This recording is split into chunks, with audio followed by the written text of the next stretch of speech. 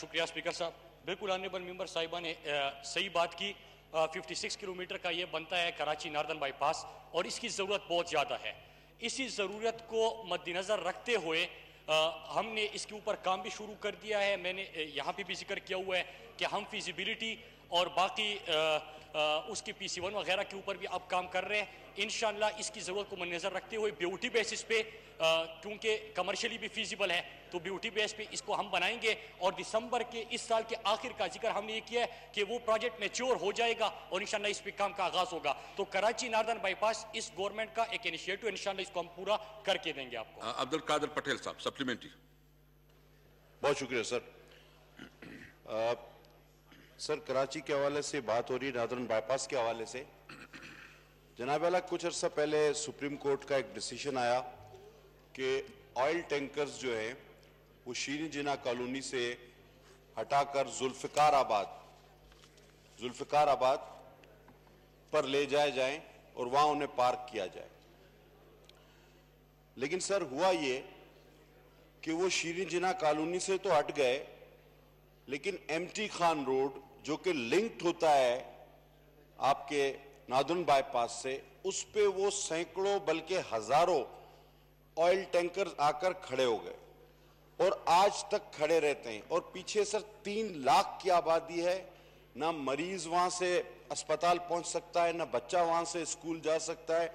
زندگی کے لالے پڑے ہوئے لوگوں کو اور average sir 10 peoples are dying in a month average on that small road. ہم نے بار بار کہا ہے ہائی ویز اتھارٹیز سے بھی مختلف اتھارٹیز سے کہ جی یہ پورٹ کو جو لنک کرنے کے آپ کے منصوبے ہیں بڑے روڈوں کے, خیر آپ تو ابھی حکومت میں آئے ہیں لیکن میں چاہتا ہوں کہ اس میں تیزی لایا جائے کیونکہ کماڑی کی عوام جس طرح سفر کر رہی ہے تو میں یہ آپ کو یقین سے کہہ سکتا ہوں کہ کسی بھی روز ان کے صبر کا پیمانہ لبریز ہوگا اور میں ان کے ساتھ ساتھ ان کی رہنمائی کروں گا. براسی صاحب پلیز. بات صحیح ہے ان کی لیکن 2-3 چیزیں اس میں وضاحت کرنا چاہوں کہ ایک ایکسل لوڈ مینجمنٹ آپ کو یاد ہوگا کہ جس طرح کے یہ جو ہیوی ویکل ہوتے ہیں اسی سے زیادہ تر کنٹینرز وغیرہ سارے ہمارے سڑکوں کے اندر جتنے حادثات ہوتے ہیں تو اسی سے ہوتے ہیں. لہٰذا اسی کو منظر رکھتے ہوئے موجودہ حکومت نے جب سے ہمیں ذمہ داری ملی تو ہم نے 2 چیزیں ابھی کی اور صوبائی حکومتوں کو بھی آن بورڈ لے کے. ایک تو پاکستان کی سب سے پہلی نیشنل روڈ سیفٹی پالیسی وہ ہم نے بنا دی اور اب اس کے امپلیمنٹیشن میکینزم جو تیار ہو رہا ہے وہ تمام 4 صوبوں کے ٹرانسپورٹ منسٹر اور چیف ایگزیکٹو جو پروونسز کے ہیں ان کے ساتھ مل کے, کیونکہ ظاہری سی بات ہے کہ ہائی ویز پہ جب یہ ہیوی ویکلز آتے ہیں تو پہلے آپ کے پورٹ سے بھی آتے ہیں, کہیں پہ آپ کے شہر کے اندر جو پروونشل روڈز ہیں اس سے بھی آتے ہیں. تو لہٰذا ان کے اوپر ہم نے کمیٹی بنا کے اور پالیسی تیار ہو چکی, اب اس کی امپلیمنٹیشن کا وقت آ گیا. ایک دوسرا جو آپ نے بات کی تو ایکسل لوڈ مینجمنٹ کے اوپر ہم نے کام کیا, اس کو ہم کر رہے ہیں لیکن اس میں 2-3 اسی میں بھی کہ پورٹس بھی آپ کے انوالو ہے, صوبائی حکومت بھی انوالو ہے, وہاں سے بھی ڈیلیگیشن آئے, ہم بھی وہاں پہ گئے, ان کے ساتھ بات ہوئی.